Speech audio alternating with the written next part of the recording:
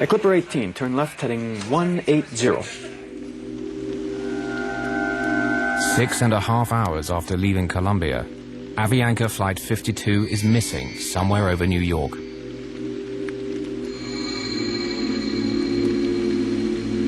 Yes, hello. I live in Cove Neck in Oyster Bay, and there is a plane crashed in our yard in front of our house. When I woke up, the first thing that I did, I put my hand over here in my back, and I was bleeding. I said, "Oh my God, we crashed." Both my legs were broken, and I had, blood all over the place. El asiento en el que estaba sentada la hija mía, sí recuerdo que estaba. The seat where my daughter was sitting was totally destroyed by pieces of steel that happened to have come from the wing. Pedazos de hierro que entraron del ala y lo. I found my baby Daniela amongst the pieces of a torn-up, twisted chair. And I picked her up like this, and she was drenched in blood. Bañada en sangre. Avianca Flight 52 has crashed on Long Island, New York, less than 28 kilometers from JFK Airport. From deep in the woods, medical technician Bob O'Brien can hear the survivors before he can see the shattered 707. What I first heard was there were just some people who were crying in pain, but it was apparent immediately what had happened when the plane hit the mountain and just stopped dead. It just fell out of the sky. That's how witnesses described the crash of Avianca Flight 52. A strangely silent crash. There was not a big fire here. That will make it easier for investigators to examine if there were any gas or engine problems. There have been reports of lightning in the area just before the plane went down. The spokesman for the controllers union says that Kennedy is critically understaffed, a problem that is compounded by bad weather. Rescuers have not yet given up on finding more victims. Lo primero que me acuerdo es que yo miro y First thing I remember is that I looked up and I saw a priest. He was praying for me and I was lying down on the ground. Right above us, I saw 3 or 4 helicopters flying over us. 3 o 4 helicópteros volando encima mío.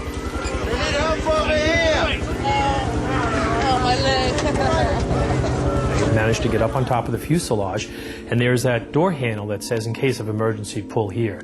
So I pulled that door handle, and that door handle just went, and the door came open about 4 inches. And then I was able to flip that over, and I could just see piles and piles of people strapped in their seats.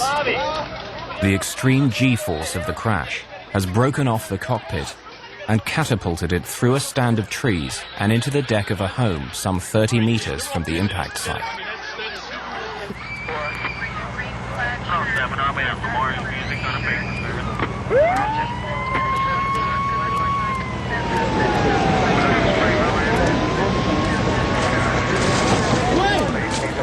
Come on, somebody get the back here. And I saw some cables, and I saw a big hole in the fuselage over the passengers that were sitting next to me who were kind of unconscious. And on top of me was this guy who was bleeding, and big guy, I don't know who he was, but he was on top of me, but I was sitting. I pulled myself with those cables towards that hole, which was over the wing. I started screaming, "Hey, help me out, help me, take me out of here." And then somebody, when they realized that I was alive, they removed they took away the guy who was on top of me, and they took me out of the airplane. At that moment, a fireman was climbing on the wing, and he saw me, and he said, "There's a guy here," and he pulled me out.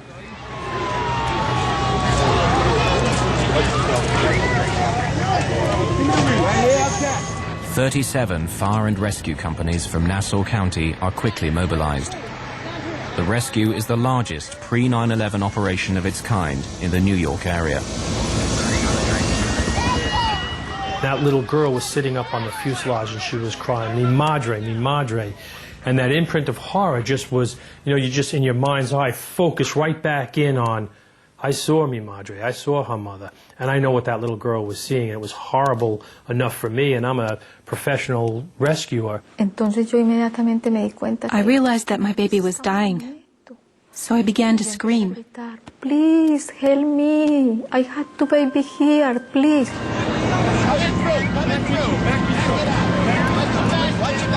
The The plane has crashed in the wealthy neighborhood of Cove Neck, near the home of the father of tennis star John McEnroe. Medics set up a makeshift triage unit on his lawn. When daylight breaks 10 hours later, 85 survivors have been pulled from the wreck.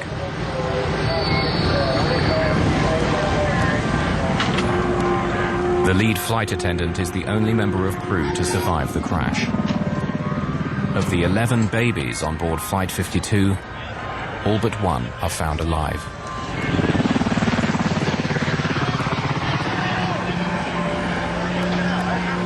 Bob O'Brien scours the tail section for survivors and finds FAA investigators struggling to remove the aircraft's black boxes. I grabbed the handle and just pulled the whole box out and took that out and brought that out the door and gave it to them. Even as people are being pulled from the wreckage, the on-site investigation begins. In charge on the ground is Barry Trotter of the National Transportation Safety Board. A former airline pilot, Trotter became an investigator after losing his right arm in a motorcycle accident. The condition of the aircraft was really astonishing to see that that much of the structure was left in the condition that it was in. Unaware of the details of Avianca's troubled flight, investigators quickly find a valuable piece of evidence. You could look at the engines right away and you could tell the engines were not turning. So there was no power on the engines.